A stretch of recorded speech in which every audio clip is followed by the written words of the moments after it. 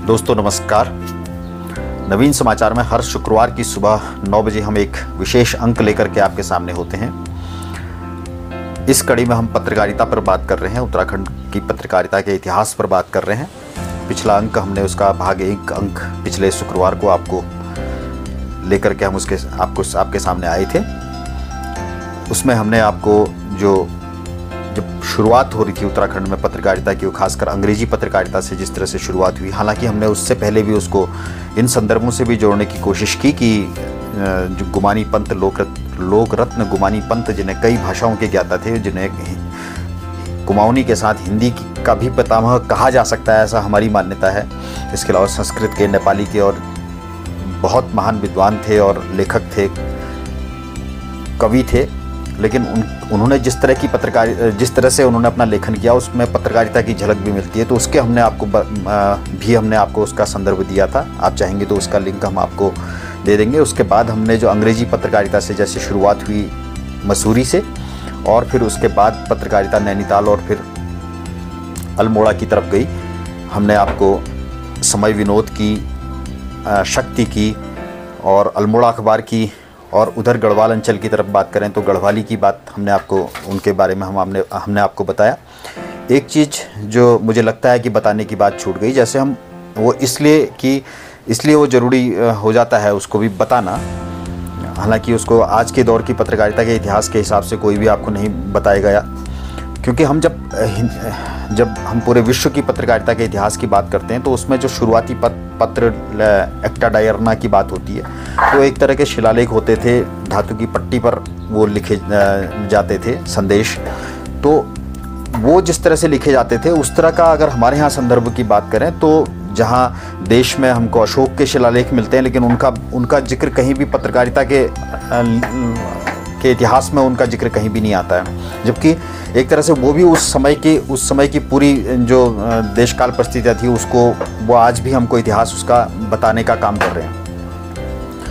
और उसके साथ हम उत्तराखंड की बात करते हैं तो यहाँ हमको अल्मोड़ा ज़िले में लखुडियार एक नाम की जगह है, वहाँ पर हमको जो आदि मानव थे उनके द्वारा बनाए हुए शैल चित्र हमको दिखाई देते हैं, जो उस समय क्या देशकाल परिस्थितियाँ होंगी वो उन चीज़ों को भी बताती हैं। यानी कि उस समय कैसा जो लोग पशुचारण करते थे, किस तरह के उनके घर होते थे, किस तरह वो समाज में रहते थे, किस तरह से वो वन्य जीवों से बचने का प्रयास करते थे, उसका प्रदर्शन वहाँ पर किया गया है। आपको कभी मौका मिले तो ज़रूर जाएं। अल्मोड़ा से जो चितई गल देवता की तरफ मंदिर है और उससे थोड़ा सा आगे जा कर के 7-8 किलोमीटर आगे जा कर के वो वहाँ पर सुयाल नदी के किनारे ये स्थान एक शैलाश्रय के रूप में है।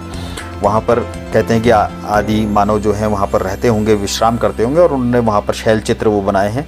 तो उसको भी हम ये कह सकते हैं कि एक तरह से पत्रकारिता की, जब हम कहते हैं कि जो देवर्षि नारद थे वो शुरुआती पहले पत्रकार थे, तो इन चीज़ों को भी हम उसको जोड़ करके एक संदर्भ के रूप में हम केवल इसको दे सकते हैं। उसके बारे में अगर आप और ज़्यादा जानकारी चाहेंगे तो हम आपको उसके लिंक उपलब्ध करा देंगे। तो बहरहाल अब हम आगे बढ़ते हैं, और जब हमने बात की थी अल्मोड़ा अखबार की और उसके बाद शक्ति की, तो अब हम पहुंच रहे हैं स्वाधीन प्रजा की ओर। स्वाधीन प्रजा अल्मोड़ा से प्रकाशित एक समाचार पत्र था जिसे 1 जनवरी 1930 को शुरू हुआ था, ये शुरुआत इसकी हुई थी।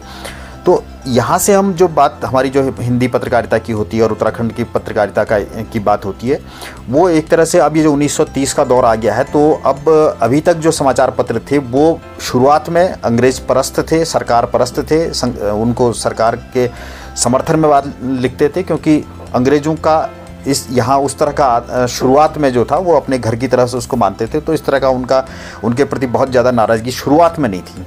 लेकिन जब देश में आज़ादी का आंदोलन आगे बढ़ रहा है, अब तक बढ़ चुका है, और महात्मा गांधी का जो देश में एक अलग जगाने का स्वतंत्रता के प्रति वो शुरुआत हो चुकी है, तो उससे कुमाऊं मंडल या उत्तराखंड भी अछूता नहीं रहा। और यहाँ भी अंग्रेज़ों के खिलाफ अब तक दमन, जब बहुत लंबा शासन हो जाता है तो हमेशा अभी हम देख रहे हैं राजनीतिक परिस्थितियाँ भी, जब 10-15 वर्ष एक सरकार अगर सरकार चलाती है तो उसके बाद थोड़ा सा उसके प्रति नाराज़गी जिस तरह की दिखाई देती है वो केवल भारत में भी आप कह सकते हैं, इसके अलावा रूस में दिखाई दिया और अभी फ्रांस में भी दिखाई दिया, वहाँ भी सरकारें बदल रही हैं। फ्रांस में तो बदलती हुई दिख रही है, लेकिन हो सकता है कि जो मैक्रो हैं वही सरकार दोबारा से बना लें। खैर बहरहाल, तो अब जो हम स्वाधीन प्रजा की बात कर रहे हैं, तो ये जो भारतीय स्वतंत्रता संग्राम है उसमें इस समाचार पत्र ने अल्मोड़ा से प्रकाशित हुआ, इसने काफ़ी अच्छी बड़ी प्रमुख भूमिका इसने निभाई। इसके जो संपादक थे विक्टर मोहन जोशी, उन्हें प्रखर राष्ट्रवादी कहा जाता था। उन्होंने हालांकि जो जोशी थे भारतीय थे, मतलब कुमाऊनी ब्राह्मण थे, और उसके बाद उन्होंने ईसाई धर्म भी उन्होंने अपना लिया था, तो उनका नाम ये था। तो वो किस तरह से ये पत्र अपना उनका जो लेखन था वो किस तरह से था, उसको हम आपको अगर कोट करके बताएं तो वो उनकी भाषा शैली और उनका लेखन और उनका तेवर किस तरह का था, तो उसकी आपको एक झलक आपको पहले अंक के संपादकीय से मिल जाएगी, जिसमें उन्होंने लिखा था, भारत की स्वाधीनता भारतीय प्रजा के हाथ में है। जिस दिन प्रजा तड़प उठेगी, स्वाधीनता की मस्ती तुझे चढ़ जाएगी, ग्राम ग्राम नगर नगर देश प्रेम के सोते उमड़ पड़ेंगे, जो बिना प्रस्ताव, बिना बमबाजी या हिंसा के क्षण भर में देश स्वाधीन हो जाएगा। प्रजा के हाथ में ही स्वाधीनता की कुंजी है। तो एक तरह से भाषा भी सुधर रही है, हिंदी एक अच्छे स्तर पर आ रही है। पहले शुरुआत में उसमें वो हिंदुस्तानी जिसको कहते हैं उस तरह का भाव था, उसमें हिंदी के साथ में उर्दू के शब्द भी और अंग्रेजी के शब्द भी थे, लेकिन अब थोड़ी सी भाषा जो है वो अच्छी बन के आ रही है। और उसके अलावा अपने तेवर देख लिए हैं, स्वाधीन प्रजा के किस तरह के तेवर थे। इसके अलावा भी ये जो समाचार पत्र स्वाधीन प्रजा, वो अपनी वाणी को हमेशा अपनी धार देता रहता था, जो भी देश में चीज़ें होती थी। जैसे भगत सिंह को फांसी देने की घटना हुई तो इसने सरकार का इसे गुंडापन करार दिया। ये उस दौर में, अंग्रेजी शासन के दौर में, इस तरह की बात सरकार के खिलाफ बोलना आज भी इतना इतना आसान नहीं होता है। और उस समय इन्होंने जो बहुत बड़ी घटना थी देश के हिसाब से, उसको इन्होंने सरकार का गुंडापन करार दिया। इसका जो इस तरह की वाणी थी, इस तरह का तेवर थे, तीखे तेवर थे, इसका प्रभाव ये था कि इसको अपने जो 1 जनवरी को 1930 को ये शुरुआत हुआ था, और 5 माह के भीतर ही 10 मई 1930 को इस पर सर्वाधिक उस दौर का इतना दंड किसी पर नहीं लगाया था। 6,000 रुपये का इस पर अर्थदंड लगा दिया, इस पर जुर्माना लगा दिया। ये जुर्माना इसलिए लगाते थे कि उस दौर में 6,000 रुपये देने भी किसी समाचार पत्र के लिए मुश्किल होते थे, ताकि वो समाचार पत्र बंद ही हो जाए। तो और ये आखिर ऐसा हुआ भी। 19वां अंक इसका प्रकाशित हो रहा था, उसके 2 पृष्ठ छप गए थे, बाकी पृष्ठ छपने बाकी थे, और ये जुर्माने की राशि अदा नहीं कर पाया, और 2 अंक छपे रह गए, और ये इसको बंद हो गया। हालांकि फिर बाद में इसको जब ये मई में बंद हो गया, तो उसके बाद अक्टूबर में इसे कृष्णानंद शास्त्री जी थे, उन्होंने इसे फिर से किसी तरह से शुरू कराया, लेकिन फिर इसके तेवर वही रहे, और 1932 में ये फिर से छपना बंद हो गया। यानी केवल फिर दूसरी बार भी, पहले बार तो 5 महीने छपा, और दूसरी बार 2 साल छपा, और 2 साल के बाद फिर से बंद हो गया। हालांकि जो इसकी जो प्रतिष्ठा थी इस समाचार पत्र की, उसको जिंदा रखने के लिए 1967 में 35 वर्षों के बाद में पूर्णचंद अग्निहोत्री जी ने इसका प्रकाशन फिर से प्रारंभ कराया, और तब से ये अभी भी ये प्रकाशित हो रहा है। तो इस तरह का एक समाचार पत्र था। स्वाधीन प्रजा की ही कड़ी में हम अगर और आगे बढ़ते हैं और स्वाधीनता संग्राम को आगे बढ़ाने वाले समाचार पत्रों की बात करते हैं, तो इस कड़ी में एक बड़े समाचार पत्र का नाम आता है पुरुषार्थ। पुरुषार्थ को गिरिजा प्रसाद नैथानी जी ने शुरू किया था, जो इससे पहले गढ़वाली समाचार पत्र निकाल चुके थे, जिस गढ़वाली के बारे में हम आपको पहले बता चुके हैं पिछले अंक में। इन्होंने 1917-18 में एक अन्य समाचार पत्र गढ़वाल समाचार भी निकाला। तो जो पुरुषार्थ अखबार था, इसका भी जो था ये दुगड्डा लैंसडाउन से निकाला था, और ये भी स्थानीय समस्याओं के साथ में इसके सरकार विरोधी आक्रामकता, अंग्रेज सरकार के खिलाफ और इसकी काफ़ी ज़्यादा आक्रामकता के लिए ये अखबार जाना जाता है। और राष्ट्रीय आंदोलन जो चल रहा था स्वतंत्रता का, उसमें इसने काफ़ी बढ़ चढ़ करके भूमिका निभाई। साथ में जो गढ़वाल के विकास के लिए और दूरस्थ क्षेत्रों तक अपनी बात पहुंचाने का इसने कार्य किया। इसने प्रेस एक्ट और रॉलेट एक्ट से लेकर सभी स्तरों पर ब्रिटिश सरकार की प्रखर आलोचना की। इसके अलावा अन्य समाचार पत्रों की बात करें तो स्थानीय राष्ट्रीय आंदोलन के संग्रामी थे, उत्तराखंड के प्रथम बैरिस्टर भी थे मुकुंदी लाल जी। उन्होंने जुलाई 1922 में लैंसडाउन से तरुण कुमाऊं नाम का एक समाचार पत्र प्रकाशित किया, और इस समाचार पत्र ने भी राष्ट्रीय और स्थानीय मुद्दों को एक साथ अपने साथ लेकर के ये आगे बढ़ाने की इसने कोशिश की। इसी क्रम में 1922 में अल्मोड़ा से बसंत कुमार जोशी के संपादकत्व में पाक्षिक समाचार पत्र एक निकला, जिला समाचार, डिस्ट्रिक्ट गजेट, ये निकला। 1925 में अल्मोड़ा से एक और समाचार पत्र निकला, कुमाऊं कुमुद, इसका प्रकाशन हुआ। इसके संपादन में प्रेम बल्लभ जोशी, बसंत कुमार जोशी, देवेंद्र प्रताप जोशी आदि इसमें शामिल थे। शुरुआत में ये जो समाचार पत्र था ये राष्ट्रवादी छवि के बजाय साहित्यिक अधिक था, यानी इसमें साहित्यिक कविताएं, लेख आदि भी इसमें प्रकाशित होते थे। तो ये इस तरह का पत्र था। बाद में ये भी अपने स्वतंत्रता संग्राम जो चल रहा था उसमें इसने भी अपना योगदान दिया। अब दूसरी ओर चलते हैं। गढ़देश फिर से उत्तराखंड के ये कोटद्वार से निकला। इसकी खास बात यह है कि इसके जो संपादक मंडल में थे 3 लोग, एक तो कृपाराम मिश्र मनहर और कन्हैयालाल मिश्र प्रभाकर। कन्हैयालाल मिश्र प्रभाकर जो थे, नंदन पत्रिका एक बहुत सुप्रसिद्ध पत्रिका हुई है बच्चों की, उसके संपादक भी थे। और ये उत्तराखंड के निवासी नहीं थे, मैदानी क्षेत्र के उत्तर प्रदेश के, जो वर्तमान उत्तर प्रदेश के उसके निचले क्षेत्र के निवासी थे, यानी उत्तराखंड से इनका सीधा सरोकार नहीं था। लेकिन गढ़देश समाचार पत्र के संपादन में ये थे। गढ़देश में इसकी जो राष्ट्रीय आंदोलन में इस समाचार पत्र की बड़ी प्रमुख भूमिका रही। ब्रिटिश सरकार की ओर से इस अखबार पर दायर एक मुकदमे में मनहर जी को, जो इसके संपादक थे, उनको जेल जाना पड़ा। इसके प्रथम अंक जो इसका निकला था, इसकी कैसी इसकी तेवर थे उसको हम बताने की कोशिश अगर आपको करें तो इसने पहले पृष्ठ पर स्वतंत्रता के संबंध में आयरलैंड के अमर योद्धा महात्मा मैक्सिनी के ओजस्वी विचार अंकित किए थे, यानी कि वहाँ से अपने आप को प्रेरित बता रहा था।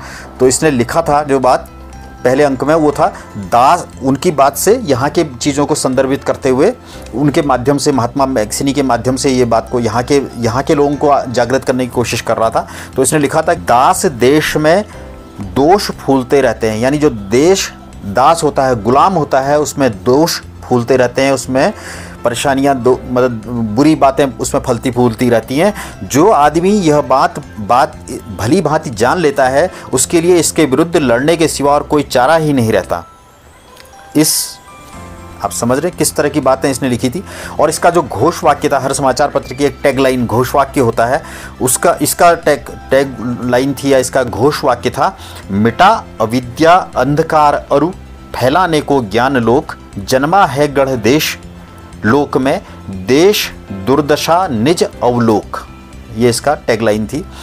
13 जून 1930 को अप्रैल में प्रारंभ हुआ। जिस तरह के तेवर थे उसके कारण से 2 महीने ही ये समाचार पत्र छपा, लेकिन 2 महीने की भी जो इसकी आयु थी उसके बाद भी इसका नाम जो हम इसको ले रहे हैं, तो यानी कि इसके तेवर किस तरह के थे वो आप समझ लें। 13 जून 1930 को इसका अंतिम अंक निकला। सत्याग्रह आंदोलन का काम बढ़ जाने के कारण प्रभाकर जो थे इसकी संपादकीय से निवृत्त हुए, दूसरे काम में लगे, क्योंकि सत्याग्रह आंदोलन में वो जुड़ गए थे। यानी उस दौर में जो भी पत्रकार थे, संपादक थे, वो कहीं ना कहीं अन्य स्वतंत्रता संग्राम में सीधे भी जुड़े रहते थे।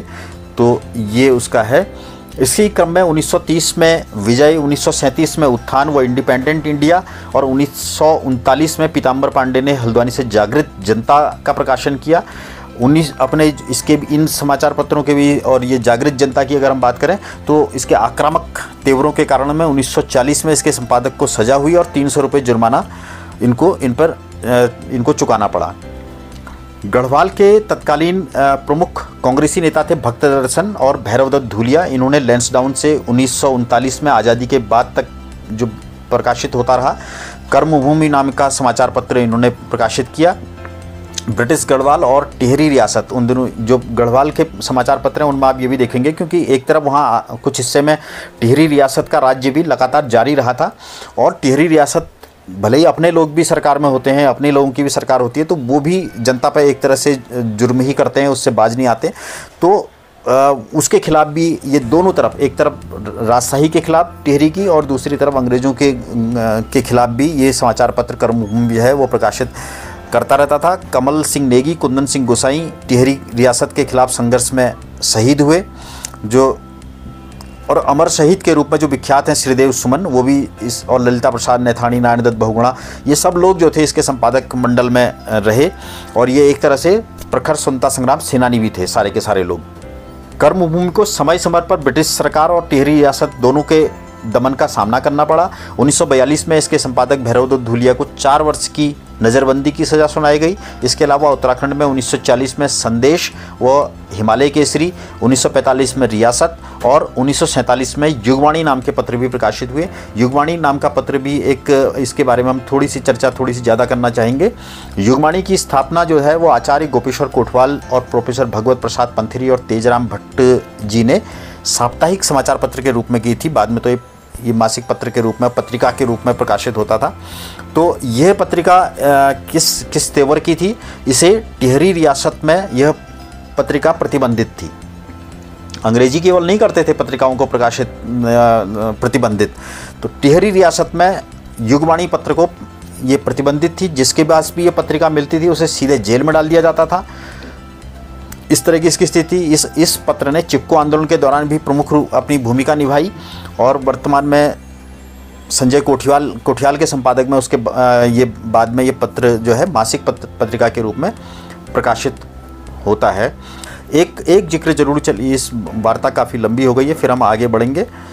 यहाँ केवल एक समाचार पत्र की हम बात, अब जब ये सब जो पत्रिकाएं प्रकाशित हो रही हैं ये सारे साप्ताहिक या मासिक या पाक्षिक समाचार पत्र थे। अब जब हम आज की तरफ को हम आगे थोड़ा सा बढ़ते हैं तो उस कड़ी में एक जो दैनिक पत्रकारिता की बात करते हैं तो उस वहाँ आगे बढ़ते हुए हमें सबसे पहला नाम आता है दैनिक पर्वती का, जो उत्तराखंड का सबसे पहला दैनिक अखबार होने का उसको श्रेय जाता है। उसका आप बगल में देख रहे होंगे कि इस तरह से दैनिक पर्वती का प्रकाशन का अंक इस तरह का होता था। तो 1953 में इस पत्र को नैनीताल से विष्णुदत्त उनियाल जी इसके संपादक थे, उन्होंने नैनीताल से इसे प्रकाशित किया। आप फिर से अगर थोड़ा सा पीछे लौटें तो समय विनोद जो पत्र था वो भी नैनीताल से प्रकाशित हुआ था, जो पहला उत्तराखंडी भाषाओं का पत्र था, तो वो भी नैनीताल से प्रकाशित हुआ। और दैनिक पर्वती जो दैनिक पहला उत्तराखंड का दैनिक समाचार पत्र है वो भी नैनीताल से प्रकाशित हुआ। और बाद में जो यहाँ जो पत्र आए, दैनिक जागरण या अमर उजाला और राष्ट्रीय सहारा और दूसरे हिंदुस्तान और दूसरे जो समाचार पत्र आए, वो उनकी शुरुआत उत्तराखंड में नहीं हुई, दूसरे जगहों से हुई और बाद में फिर उत्तराखंड में प्रकाशित होने लगे। उस हिसाब से, उस लिहाज से अगर हम बात करेंगे तो अभी जो उत्तर उजाला जो समाचार पत्र है वो अभी भी प्रकाशित होता है। उसकी शुरुआत 1976 में हल्द्वानी से हुई 1976 में, और ये हल्द्वानी से ये अभी भी प्रकाशित हो रहा है। तो इन्हीं बातों के साथ, चूँकि वार्ता काफ़ी लंबी हो गई है, हम आगे इसको और इस वार्ता को आगे बढ़ाएंगे और उत्तराखंड की जो लोक भाषाई पत्रकारिता है उसके बारे में भी हम आपको बताएंगे। तो फिलहाल हमको आप यहीं पर हमको अनुमति दीजिए, विराम हम आपको यहाँ पर लेते हैं। और हर शुक्रवार को हम आपको मिलने का वादा करते हैं सुबह 9 बजे। तब तक के लिए हमारे अगर आपको हमारी ये वीडियो पसंद आई है तो इसे लाइक कीजिए और अपने पत्रकार मित्रों में और बाकी लोगों में इसको शेयर भी कीजिए और हमारे चैनल को सब्सक्राइब करिए, बेल आइकन दबाइए ताकि आपको हमारी अगली प्रस्तुति समय से सबसे पहले मिल सके। धन्यवाद, नमस्कार।